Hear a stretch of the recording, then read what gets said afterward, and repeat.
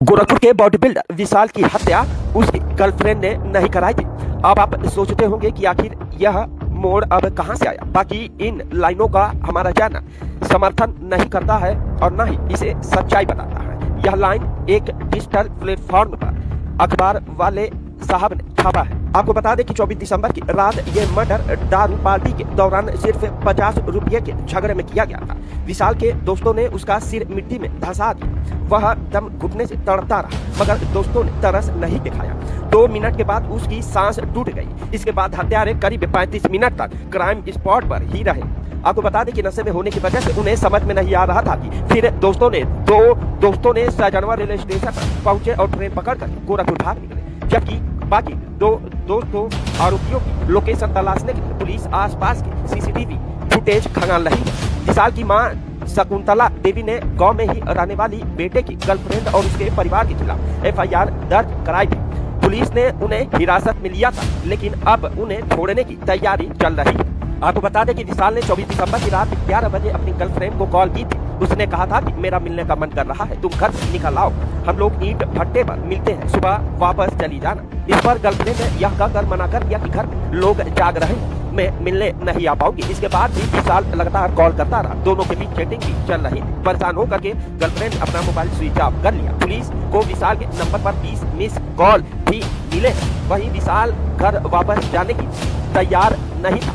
वो टहलते हुए ईंट भट्टे अवल कला पर पहुंच गया, जो कि उसके घर से सिर्फ 500 मीटर दूरी है। वहीं उसके और गर्लफ्रेंड के घर के बीच 200 मीटर की दूरी है। यहीं पर उसके परिचित और दोस्त मिल गए। विशाल के अलावा 4 और लोग इकट्ठा हो गए थे। दोस्तों के साथ तय हुआ था कि सर्द मौसम में चलो दारू पार्टी करते हैं। विशाल के दोस्तों के पास पहले से ही शराब थी। उन्होंने करीब 45 मिनट तक वहीं बैठ करके शराब पी। फिर तय हुआ कि और शराब मंगानी चाहिए। इसके लिए सबने रुपये मिलाकर गांव के एक युवक ने 50 रुपये और देने में आनाकानी की।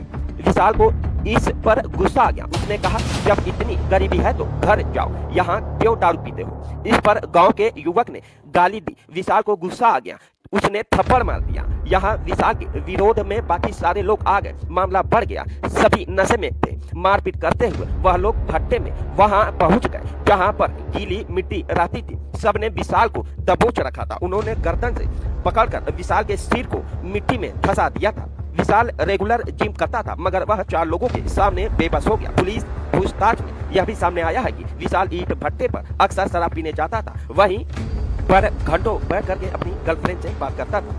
विशाल के मर्डर केस की कड़ियों को जोड़ते हुए पुलिस के हाथ एक सीसीटीवी फुटेज लगी है। इसमें 2 आरोपियों को एक बाइक सवार सहजनवा रेलवे स्टेशन पर छोड़ने के लिए जाते हुए दिखाई दे रहा है। पुलिस प्रयास कर रही है कि सीसीटीवी दिखने वाले शख्स की पहचान हो सके। ईंट भट्टे और आसपास रहने वाले लोगों से भी पूछताछ की जा रही है। इस शख्स को लेकर के पुलिस की इन्वेस्टिगेशन 2 लाइन पर चल रही है। पहली, जिसने आरोपियों को रेलवे स्टेशन छोड़ा गया, क्या वो भी मर्डर में शामिल था। दूसरी, वो गांव का रहने वाला सिर्फ मदद के लिए ही दोनों आरोपियों को रेलवे स्टेशन छोड़ने गया। उसे मर्डर के बारे में कुछ भी नहीं पता था। आपको बता दें, ये भी सामने आया है कि विशाल की हत्या करने वाले 4 आरोपियों क्राइम स्पॉट पर करीब 35 मिनट बैठे रहे। वो नशे में थे, शायद हत्या करना नहीं चाहते थे, मगर विशाल की मौत के बाद उन्हें डर सताने लगा था। अब पुलिस अरेस्ट कर लेगी, इसलिए क्राइम स्पॉट से अलग अलग होकर के सभी भाग निकले।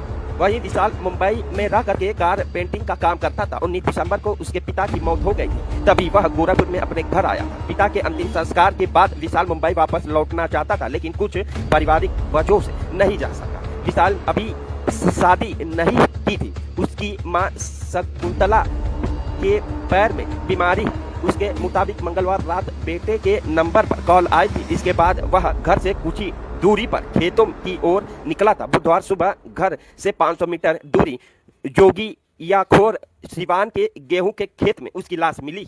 ईंट भट्टे के पास जहां विशाल का शव मिला, पुलिस को वहां झगड़े और संघर्ष के निशान भी मिले थे। मिट्टी के कीचड़ में रहने वाले कपड़ों से साफ पता चल रहा था कि विशाल ने जान बचाने के लिए काफी कोशिश की। खेत में पड़ा लाल रंग का गमछा और एक हवाई चप्पल उनकी अंतिम लड़ाई के गवाह थे। शव कीचड़ में सने होने के चलते मुंह धुंधले पड़ गए थे। उसकी पहचान हुई थी। इस स्पॉट पर जो भी फुटप्रिंट मिले वो 4 से 5 लोगों की मौजूदगी का इशारा दे रहे थे। विशाल के कपड़ों के जेब में से एक मोबाइल और बाइक की चाबी मिली थी। इससे यह साफ हो गया था कि हत्या करने वाले लूट नहीं करना चाहते थे। पुलिस को खुलासे का पहला क्लू ईंट भुट्टे पर काम करने वालों से ही मिला। बाकी इस घटना के बारे में आपकी क्या प्रतिक्रिया, अपनी प्रतिक्रिया कमेंट बॉक्स में जरूर दीजिएगा।